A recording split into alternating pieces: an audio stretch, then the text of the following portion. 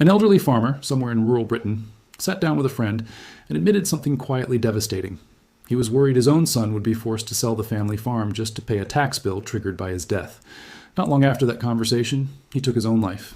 He believed in his final days that dying might actually protect his family, that somehow his absence would be less costly than the tax his presence would eventually create. That single story, more than any protest chant or tractor horn, is the human cost sitting underneath a headline most people scrolled past without a second thought.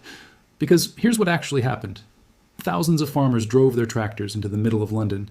Convoys rolled past Downing Street, Parliament Square filled with mud-streaked boots, hay bales in hand.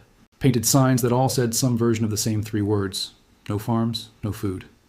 It looked, for a moment, like Britain's version of the protests that had already swept across France and Germany and the Netherlands. But this wasn't really about grain prices or European Union regulations. This was about something far more personal.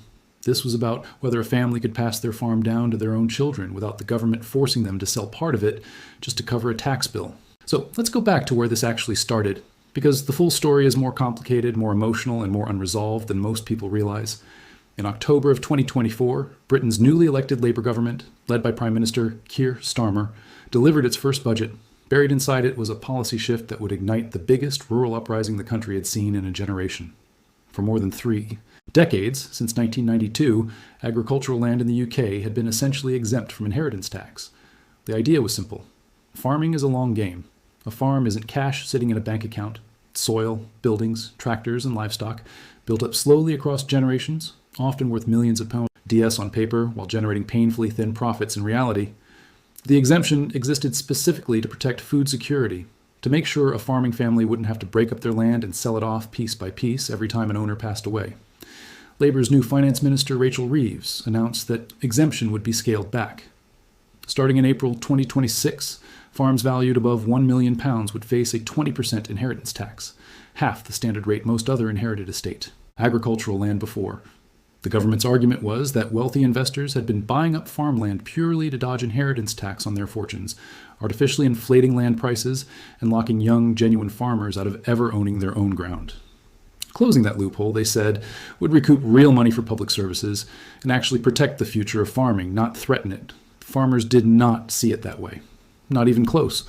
The National Farmers Union, led by its president Tom Bradshaw, pushed back immediately and furiously. Bradshaw put the core problem into one devastating sentence that would be repeated in newsroom after newsroom. British farmers, he said, make less than 1% profit. They do not have the money sitting in the bank to pay a proposed tax like this. And that's the trap at the center of this entire story. Farms are what economists call asset-rich and cash-poor. A family might be sitting on land worth 3, 4, even 10 million pounds, while the actual farming business barely breaks even most years, sometimes losing money outright during a bad harvest or a wet season. Under the old rules, none of that mattered because the land could pass to the next generation completely tax-free. Under the new rules, when the parents died, their children could suddenly be facing a tax bill running into the hundreds of thousands of pounds with no real cash available to pay it, forcing them into an impossible choice. Sell off part of the family farm, take out enormous loans against land that barely turns a profit, or watch generations of work slip away entirely. On the 19th of November 2024, thousands of farmers gathered in Parliament Square for the first major protest. Children pedaled toy tractors in circles around the square while their parents carried signs with messages like "R.I.P. British Farming." The mood, according to people who were there, was strange, somewhere between a funeral and a carnival, grief and defiance tangled together. Real tractors weren't supposed to enter central London that day, but a small group broke away and rolled straight past Downing Street anyway, forcing a police response. Television host and celebrity farmer Jeremy Clarkson addressed the crowd, calling the policy a hammer blow to the back of the head of British agriculture, a phrase that spread across social media within hours. Then came December 11th, when the protests grew even larger and even louder. Farmers converged on Westminster from every corner of the country, from the lush pastures of Exmoor in the southwest to the rolling hills of Shropshire near the Welsh border. This time, the demonstration spread, far beyond London itself. Around 75 tractors staged a deliberate go-slow on the A14 near the port of Felixstowe. Another 20 did the same on the A5 near a major freight terminal in Northamptonshire, snarling traffic for miles. In York, more than 100 tractors processed slowly past York Minster and Clifford's Tower while crowds lined the streets to watch. This wasn't a single angry afternoon. This was becoming a sustained, coordinated campaign, and it had real, institutional backing. The equipment manufacturer JCB gave its own employees the day off specifically so they could join the protest in London, releasing a statement warning that it was crucial for food grown in Britain to actually feed the people of Britain, since not everything the country needs can simply be imported from somewhere else. By February of 2025, the protests hadn't faded. If anything, they'd grown. A second major rally brought more than 1,000 tractors back to Westminster, organized by a group called Save British Farming. Tom Bradshaw spoke again, and so did food poverty campaigners, tying the fight over farm inheritance tax directly to a bigger question about where the country's food would actually come from in 20 or 30 years if family farms kept disappearing. It's worth pausing here to understand why this particular protest looked so different from what Europe had already witnessed. Across France, Germany, Belgium, and the Netherlands, farmers had spent the previous 2 years blocking motorways with burning hay bales, dumping manure outside government buildings, and clashing with riot police over issues like fuel subsidies, environmental regulations, and cheap imports undercutting local prices. Those protests carried an edge of real anger, and at time, comparison felt almost oddly gentle. Despite gray skies and steady rain, people who attended described a mood that swung between heartbreak and community celebration, families sharing flasks of tea, strangers comparing notes on how the tax would hit their specific acreage, children weaving toy tractors between the legs of adults holding hand-lettered signs. It was, in its own very British way, both a protest and a wake. The grief wasn't really about politics in the abstract. It was about something that felt intensely personal, land that had belonged to the same family for 100 years, now suddenly treated, in the eyes of protesters, as just another taxable asset on a government balance sheet. That personal dimension is exactly why the story of the elderly farmer who took his own life resonated so powerfully across the farming community and beyond it. He wasn't a public figure. He wasn't quoted in any official government report. But word of what happened spread through farming circles, through local newspapers, through conversations at livestock markets, until it became something close to a symbol, proof, in the eyes of protesters, that this wasn't an abstract fight over percentages and thresholds, but a policy with the power to break people, families, and communities that had already been stretched thin by years of poor harvests, rising costs, and unpredictable weather. Mental health charities that work specifically with farming communities pointed out, in the months that followed, that agriculture already carries one of the highest suicide rates of any profession in Britain. Grim statistic driven by isolation, financial precarity, and the sheer physical and emotional toll of running a business where a single bad season can undo years of careful work.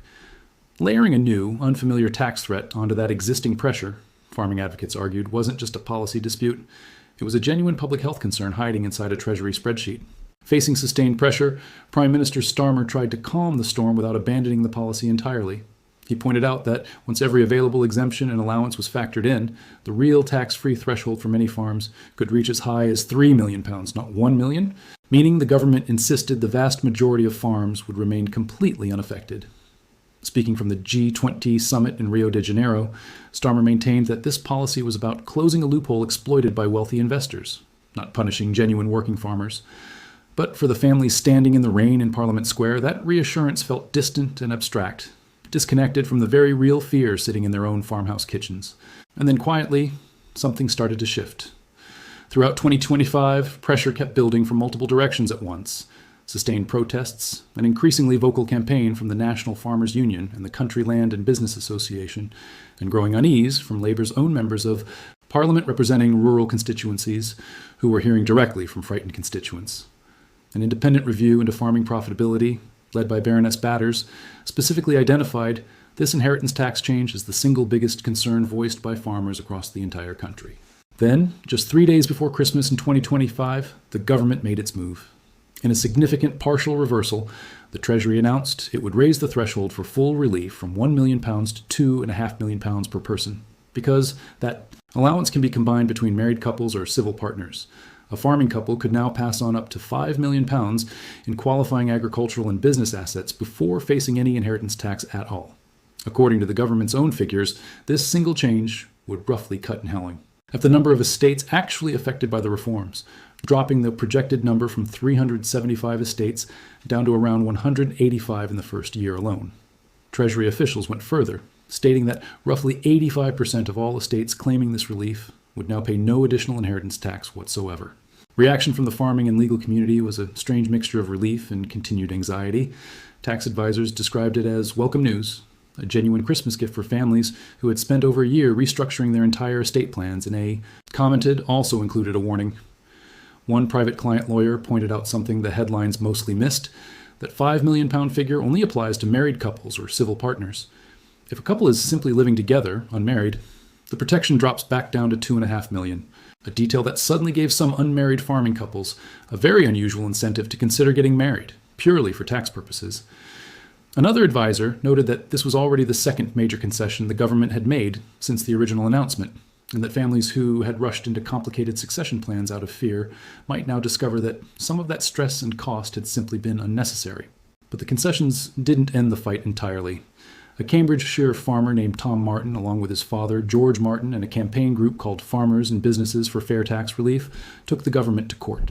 Their argument wasn't really about the tax rate itself, it was about process.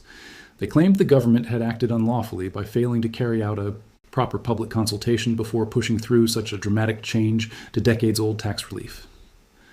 The case reached the High Court in March of 2026, heard over 2 days by Lady Justice Whipple and Mr. Justice Fordham, in the very same week that the Finance Act formally received royal assent, locking the new rules into law regardless of the outcome. In May of 2026, the judgment came down. The court dismissed the claim entirely, ruling that there was no enforceable legal obligation requiring the government to consult farmers before setting tax policy through a budget, and that decisions like this one fundamentally belong to Parliament, not the courts. The claimants said they were considering an appeal, but for now, the legal battle to stop the policy through the courts had failed. So, on the 6th of April 2026, after nearly a year and a half of protests, negotiations, concessions, and a failed legal challenge, the new rules officially took effect. For the first time in more than 40 years, working farms in the United Kingdom faced genuine inheritance tax exposure. The old system, where agricultural and business property relief could shelter land worth 5, 10, sometimes £20 million completely tax-free, was over. Under the new structure, full 100% relief now applies only to the first £2.5 million of combined qualifying assets. Anything above that threshold receives just 50% relief instead of the previous full exemption. And land values, it turns out, make that threshold far easier to cross than most people outside farming would assume. Arable land in Britain was averaging around £11,000 per acre going into 2026. Pasture land was averaging roughly £8,600 per acre. That means a modest farm of just 130 acres could already carry an agricultural value well over £1 million, and many farms across the Midlands, the home counties, and the Southwest sit comfortably above the new £2.5 million threshold, especially where land happens to border expanding towns and carries what's known as hope value, the added worth of land that might one day be approved for housing development. There's also a quieter, more technical trap buried inside the transition itself. Because the reforms were announced back in October of 2024, but didn't actually take legal effect until April of 2026, a special transitional rule applies to any gifts or asset transfers made during that 18-month gap. If the person who made that gift dies within 7 years of making it, even if that death happens well after the new rules are already in force, the transfer can still reduce how much relief is available on the rest of the estate. In plain terms, thousands of farming families made hurried decisions during a period of genuine panic, and some of those decisions may still come back to affect their tax bills years down the road, regardless of how carefully they thought they'd planned. So where does that leave things right now in the summer of 2026? The government insists this outcome represents balance, protecting what it calls ordinary family farms, while ensuring that only the very largest estates, the ones most likely to include wealthy non-farming investors using agricultural land purely as a tax shelter, actually pay more. Treasury figures suggest that even after the reforms, only around 1,100 estates across the entire United Kingdom are expected to face a higher inheritance tax bill in the first year. Alongside the tax changes, the government has also pointed to a record £11.8 billion allocated to sustainable farming and food production over the course of this Parliament, along with rising investment in environmental land management schemes that now cover roughly half of all farmed land in England. But farming families and their advisors describe a very different daily reality, one that numbers on a government press release don't fully capture. Because a farm being asset rich and cash poor hasn't stopped being true just because the threshold moved from £1 million to £2.5 million. Families are now being pushed, many for the first time in their lives, into serious conversations about lifetime gifting, professional valuations, and succession planning that used to be almost an afterthought. Some are choosing to hand over land and control to the next generation years earlier than they ever intended, simply to start that 7-year clock ticking sooner, which creates its own emotional strain. Questions about retirement income, about who's really in charge of decisions on a farm that's been handed over on paper, but not necessarily in practice. And the ripple effects reach well beyond the farm gate itself. Family farms don't operate in isolation. They support an entire web of rural businesses, machinery dealers, agricultural contractors, local accountants, livestock auctioneers, feed suppliers, small town shops that exist largely because farming families spend money locally. If succession becomes harder, if farms are broken up or sold to cover tax bills, or if families simply become more financially cautious and stop reinvesting in their land and equipment, that pressure doesn't stay contained to one farmhouse. It spreads slowly through entire rural communities that have depended on farming as their economic backbone for generations. What's genuinely uncertain, and what nobody, not the government, not the National Farmers Union, not the tax advisors currently walking farming families through their options, can say with total confidence is what this actually looks like 10 years from now. Right now, most experts agree the immediate crisis has been softened by the threshold increase, and the specific worst-case scenarios that filled protest signs back in 2024 of massive numbers of farms being broken apart overnight appear less likely than they once did, but the deeper structural questions haven't gone away. Land values keep climbing. Farming profits, by nearly every account, remain thin, sometimes vanishing entirely in a bad year. And for the first time in more than 40 years, death itself now carries a financial calculation that farming families never used to have to make. There's also the food security argument, the one printed on nearly every sign carried through Parliament Square, and it deserves a fair hearing on its own terms. Britain currently produces somewhere around 60% of the food it consumes, relying on imports for the rest. Farming groups argue that every family farm lost to a tax bill, every acre sold off to developers instead of staying in production, chips away at that already fragile percentage, leaving the country more dependent on international supply chains that have proven in recent years to be far less reliable than anyone once assumed. Government officials firmly counter that food security and inheritance tax reform aren't actually in conflict with one another, pointing to that record £11.8 billion farming investment as solid proof that the two goals can genuinely coexist side by side.